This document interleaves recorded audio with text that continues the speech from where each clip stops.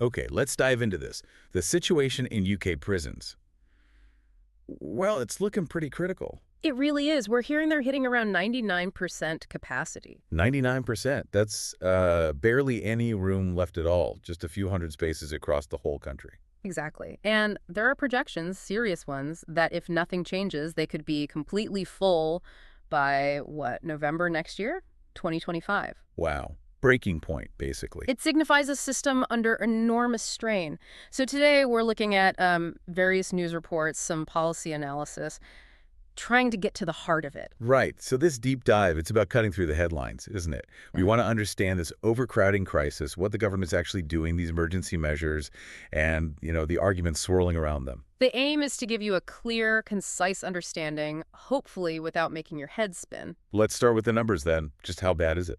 Okay, so as of May 2025, the usable operational capacity, that's the number of safe spots they actually have, is around 89,442. 89,442. That.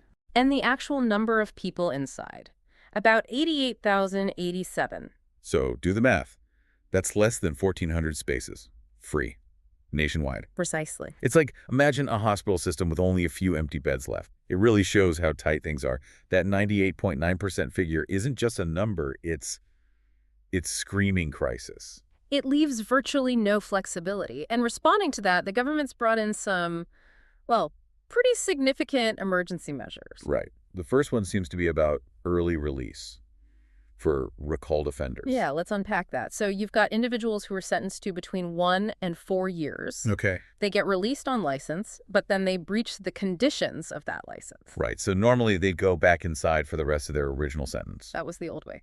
Now, instead of serving the remainder, they're recalled for a fixed short period, just 28 days. 28 days. Regardless of how long was left on their sentence. That's the policy, yes. The stated aim is pretty clear. Free up prison places quickly. How many places are they hoping this frees up? The estimate is around 1,400, so it directly targets that lack of space we were just talking about. Okay.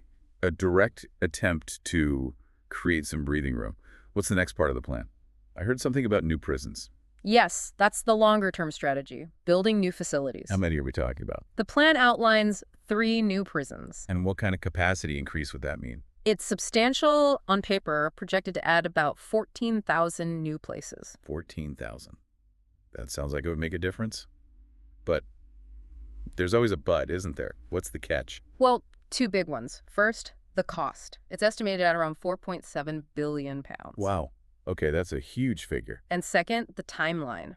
This is crucial for the current crisis. Construction hasn't even started yet. Right. So when are they expected to be ready? The target completion year is currently 2031. 2031. That's 6 years away. Yeah. So no help for the situation right now or even next year. Exactly. It addresses future needs, potentially, but offers zero immediate relief for the overcrowding we're seeing today. Okay. And there's a third thing mentioned.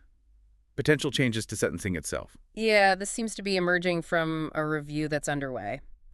The idea being floated is that inmates demonstrating good behavior might serve less time inside. How much less? Potentially as little as 1/3 of their sentence actually in prison. 1/3. And then what happens? They'd move on to what's called an enhanced license period, followed by a standard license period in the community. So the goal there is also, presumably, to reduce the number of people physically in prison cells. That appears to be the thinking, yes. Another lever to manage the population long term. But again, it's important for you to remember this is still in the proposal stage, not policy yet. Okay, so we have these measures. Early release happening now, new prisons years away, and potential sentencing changes down the line. But none of this is happening in a vacuum. There must be concerns, criticisms. Absolutely. Significant debate. Well- And the most immediate pressing concern you hear is about public safety. Understandably, you're releasing people earlier. Exactly. Critics are really stressing the risk here, releasing offenders early, and that includes some convicted of, serious things like domestic abuse, sexual offenses. The worry is it puts the public directly at risk. And it's not just theoretical, is it? I think I've seen reports. Yes, there have been reports of people reoffending quite soon after being released under the shorter 28-day recall. That's the nightmare scenario, isn't it? It fuels that public anxiety. It does, and it leads to backlash, quite understandably, particularly from victims' groups. They feel Victim safety is being compromised to solve a capacity problem. So safety is number one. But the problems aren't just about sheer numbers, are they? What about the state of the prisons themselves, the staff? That's a huge piece of the puzzle. Overcrowding is happening alongside deteriorating buildings, crumbling infrastructure in some places, and real staff shortages. How does that affect things day to day? Well, it makes everything harder and riskier. Meaningful rehabilitation. Very difficult when you're short-staffed and facilities aren't fit for purpose. It also increases safety risks inside for both staff and the prisoners themselves. Like not enough staff to supervise properly or facilities lacking space for programs? Things like that, yes. Poor sanitation, lack of educational or workspaces. Mm. It all adds up. And the pressure doesn't stop at the prison gate. Right. What about probation services?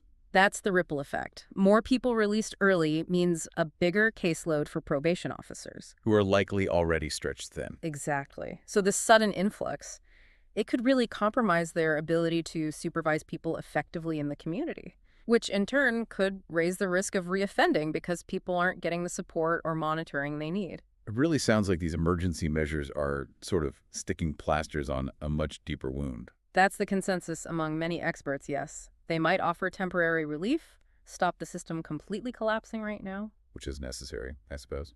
It is. But they don't fix the underlying reasons why the prisons are so full in the first place. For that, you need more comprehensive reforms. And part of that must be about what happens after release, surely. You mentioned support. Critical. So many people leave prison facing massive hurdles, finding stable housing, getting a job. Basic things. And without Without that support structure, the risk of falling back into crime, reoffending, is just so much higher. It becomes a revolving door. Okay, we've covered a lot of the challenges and the criticisms, but the analysis we looked at, did it point to any potential upsides of, say, the early release measures? Right. Beyond just freeing up beds? It did, though usually framed by the sheer necessity of the current situation. The main one, as we've said, is stopping that immediate systemic breakdown. Keeping the lights on, essentially. Right, preventing total gridlock. What else? There's a potential cost angle. Fewer people incarcerated, even temporarily, means lower costs. Okay. And in theory, those savings could be redirected, maybe towards those vital rehabilitation and support services we just discussed. In theory, being the key phrase there. Precisely. And the final point mentioned was about rehabilitation itself. How so? The idea is that shorter sentences, and it's a big if, they're combined with really strong support upon release, that could potentially be better for reintegration. More focus on rehab than just warehousing people. So shorter time inside, but much better support outside. That's the theoretical benefit. Yeah. But it absolutely hinges on having those robust post-release structures in place.